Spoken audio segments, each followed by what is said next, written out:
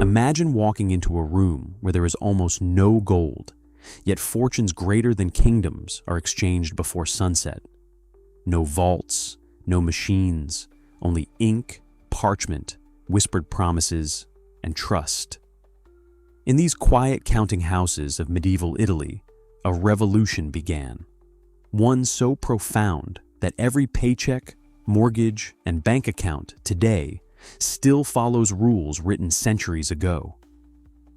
But to understand how the modern world was financed, we must first step into a Europe where money itself was a dangerous problem.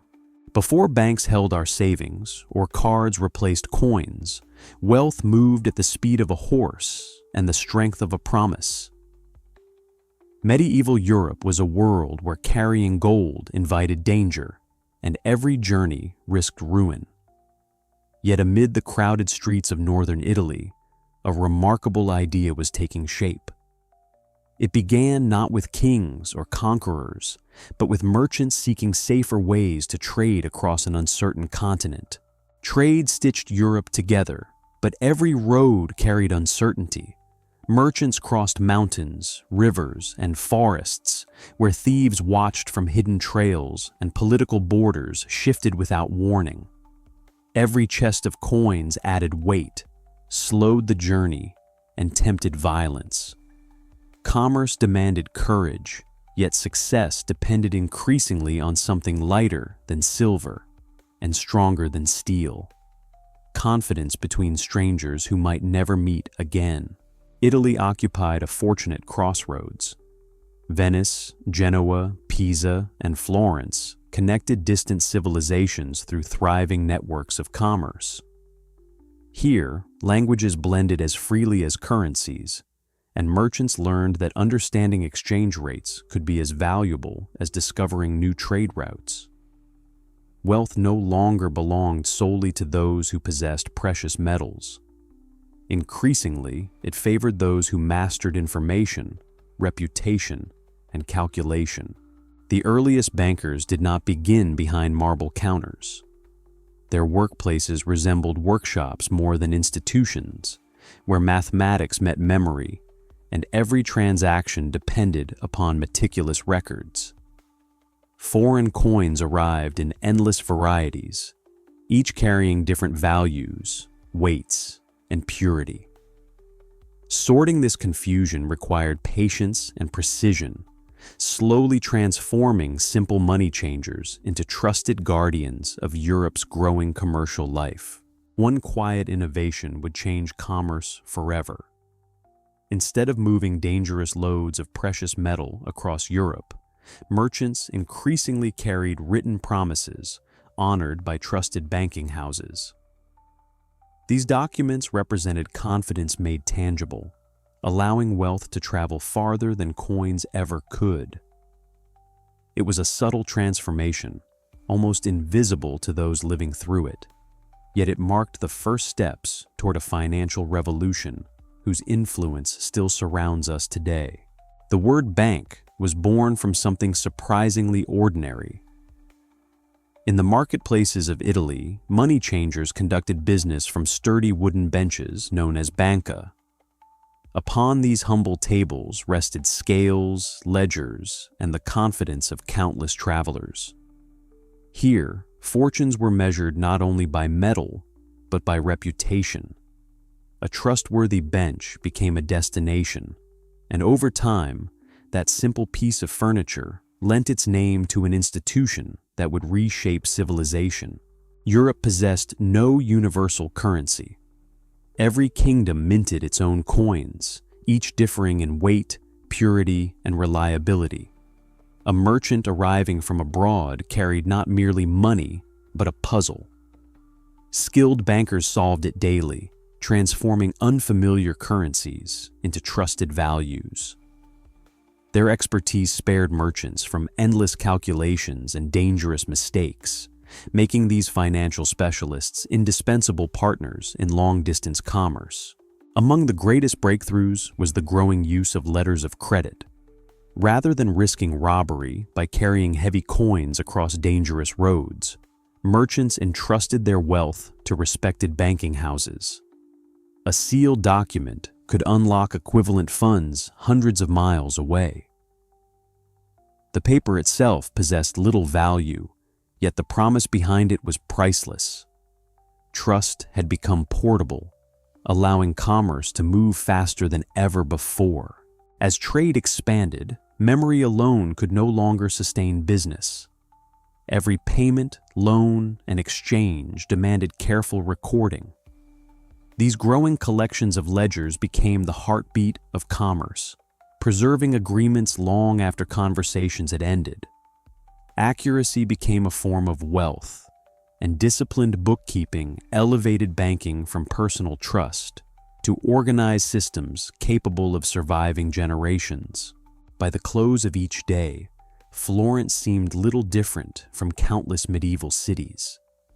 Yet beneath its tiled roofs, invisible currents of credit and confidence now stretched across Europe. Wealth increasingly flowed through ink instead of iron, and promises often traveled farther than precious metals. The foundations had been laid, but an even greater innovation was about to emerge, one that would forever change the language of business itself. As commerce became more complex, merchants faced a growing challenge. A single forgotten payment could unravel months of careful trade. Somewhere in northern Italy, generations of practical experience gradually evolved into a remarkable solution. Every transaction would now be viewed from two sides, ensuring that one entry always answered another. It was an elegant discipline that transformed bookkeeping from memory into mathematics, quietly bringing order to an increasingly interconnected world. These ledgers were far more than records. They became maps of relationships, revealing who owed, who had paid, and who could still be trusted. Every page represented countless conversations, journeys, and risks condensed into careful lines of ink. Behind each number stood a living story, allowing bankers to see patterns invisible to those relying only upon memory or instinct. Florence's prosperity rested upon more than finance alone. Its celebrated wool industry demanded enormous investments before a single cloth reached the marketplace. Raw materials had to be purchased, craftsmen paid, and shipments organized months in advance. Bankers supplied the necessary capital, enabling workshops to expand production while sharing both the opportunities and uncertainties of international trade. No banking house prospered in isolation. Success depended upon trusted partners scattered across distant cities, each honoring agreements made hundreds of miles away. These growing networks allowed information to travel alongside merchandise, reducing uncertainty and strengthening confidence. Long before telegraphs or telephones, Europe's commercial arteries pulsed with handwritten correspondence, carried by determined messengers and favorable winds.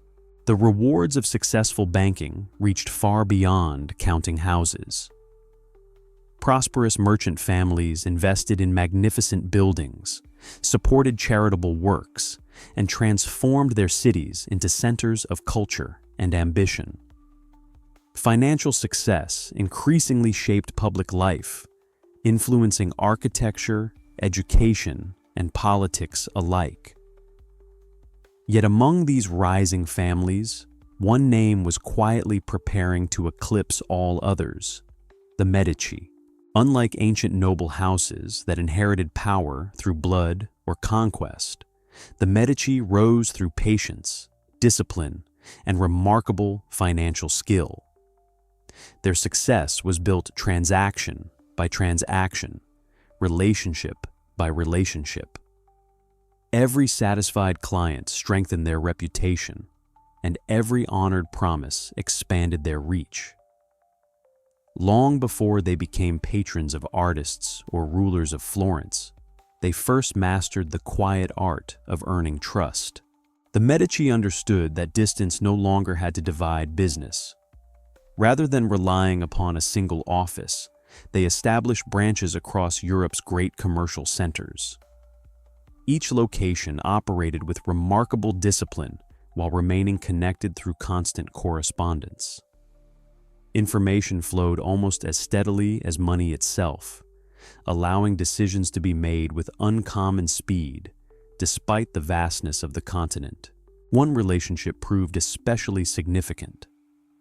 The Medici became trusted financial partners of the papacy, managing revenues that arrived from across Christian Europe. This responsibility demanded extraordinary reliability, for the Church required vast sums to maintain its institutions and ambitions. By serving one of the most influential organizations of the age, the Medici gained not only wealth, but unparalleled prestige. At the center of this expanding enterprise stood Cosimo de' Medici. He understood that true influence rarely announced itself with spectacle. Careful diplomacy, measured generosity, and financial stability often accomplished what armies could not. Through calculated restraint, he built alliances that endured beyond individual transactions, shaping Florence with a steady hand, almost invisible to those outside his circle. The wealth created through banking did more than enrich families. It nourished a remarkable flowering of human creativity. Financial success funded workshops, libraries, churches, and ambitious public works that reshaped the city itself. Artists found patrons, architects discovered opportunity, and scholars gained support for their pursuits. Money, once exchanged simply for survival, had begun financing an age remembered as the Renaissance. Great art rarely appears by inspiration alone. Behind every ambitious commission stood someone willing to assume its cost. Banking profits allowed families like the Medici to sponsor painters, sculptors, architects, and scholars whose work would outlive them by centuries. Every brushstroke and carved stone became another investment, not in trade, but in memory. Florence was beginning to measure wealth not only in coins, but in culture. As banking houses accumulated influence, money and politics became increasingly difficult to separate. Governments depended upon loans to maintain armies, complete public works, and weather unexpected crises. Those capable of financing a city gained a voice in shaping its future. Power no longer belonged exclusively to warriors or nobles. It increasingly favored those who understood numbers, negotiation, and patience. Speed became one of banking's greatest advantages. While merchants traveled slowly with their cargo, information moved with remarkable urgency. Letters carried exchange rates, market conditions, political news, and warnings of danger. Banking networks thrived because they valued knowledge as highly as gold itself. Those who learned important news first often gained opportunities long before their competitors even knew circumstances had changed. Every financial document represented real lives. Behind each entry stood families hoping for safe journeys, prosperous harvests, and successful voyages. A delayed shipment might threaten an entire workshop, while one profitable season could transform generations. Banking was never merely about numbers. It quietly connected distant communities through shared hopes, mutual dependence, and carefully honored obligations. Yet prosperity carried hidden dangers. Banking depended upon confidence, and confidence could disappear with startling speed. Failed harvests, political upheaval, unpaid debts, or distant wars threatened even the strongest institutions. A promise remained valuable only while people believed it would be kept. As fortunes expanded across Europe, so too did the risks. The system that had transformed commerce was about to face its greatest tests. Financial systems often appear strongest just before uncertainty arrives. a single unpaid debt could ripple through an entire network of obligations. Merchants delayed payments, bankers postponed loans, and confidence grew increasingly fragile. Unlike gold locked inside a chest, trust existed only while people believed it remained intact. The invisible threads connecting Europe's markets were now under strain, revealing how delicate prosperity could truly be. Europe's rulers increasingly depended upon credit. Maintaining governments, defending borders, and pursuing political ambitions demanded resources beyond immediate tax revenues. Italian bankers supplied these funds, believing that powerful monarchs would eventually repay their obligations. Yet lending to sovereigns offered prestige alongside danger. A king's signature carried immense authority, but even crowns could not guarantee payment when fortunes or priorities changed. Distance amplified uncertainty. News traveled slowly, and every unanswered letter invited fresh speculation. A delayed repayment might reflect ordinary hardship or signal something far more serious. Bankers learned to weigh not only numbers, but also silence. Every missing response forced difficult decisions, reminding them that information itself had become one of their most valuable forms of capital. No financial institution could eliminate uncertainty. Weather delayed cargo, conflict interrupted trade, and changing politics reshaped entire markets. Success belonged not to those who avoided risk entirely, but to those who measured it carefully.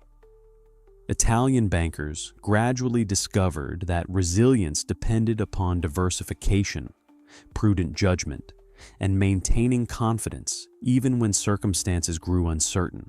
Despite setbacks, the foundations laid by Italian bankers endured. Their methods continued evolving, surviving the failures of individual firms and the ambitions of powerful rulers. What had begun as practical solutions for merchants had become permanent features of commerce itself. Yet the greatest measure of their achievement would not be found in the fortunes they accumulated, but in the enduring legacy their ideas would leave for future generations.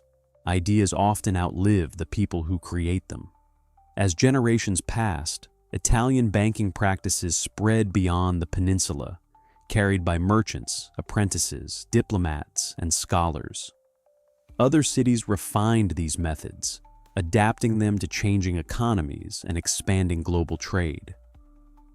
Though the names above the doors changed, the principles first cultivated in medieval Italy continued guiding commerce across an increasingly connected world.